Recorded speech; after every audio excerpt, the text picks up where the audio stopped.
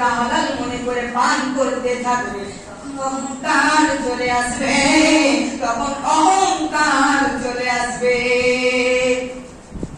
এখানে বলতে চাইছি, যখন আমার উম্মতেরা শরাব জাতীয় জিনিস, মদ জাতীয় জিনিস, আল্লাহর নবী বিশ্ব নবী জনাব মুহাম্মদ রাসূল বলেছে, প্রত্যেক নেশাদার দ্রব্য কুল্লু মুশকিল হারাম, প্রত্যেক নেশাদার দ্রব্য হচ্ছে মদ।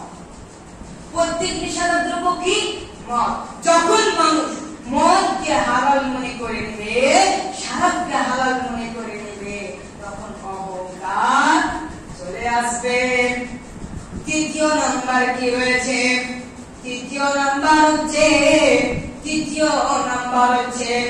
যখন কোন মানুষ রেশমি সুতোর কাপড় পরিধান করবে, তখন কোন মানুষ রেশমি সুতোর কাপড় পরিধান করতে লাগবে, তখন অহংকার নেমে চলে আসবে, অহংকার চলে আসবে।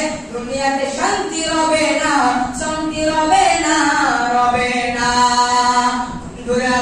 যখন মানুষেরা রেশমি সুতোর কাপড় পরিধান করবে, এই কথা বলবে, যখন কোন মানুষ রেশমি সুতোর কাপড় পরিধান করে যখন বলবে, দেখ ওরে আমার ভাইরে, ওরে আমার পরিবারের দল, তোরা দেখ আমি তোদের চেয়ে বেশি দামি কাপড় পরিধান করে আছি, যখন এই কথাটা যখন মানুষকে বলবে, অহংকার চলে আসবে।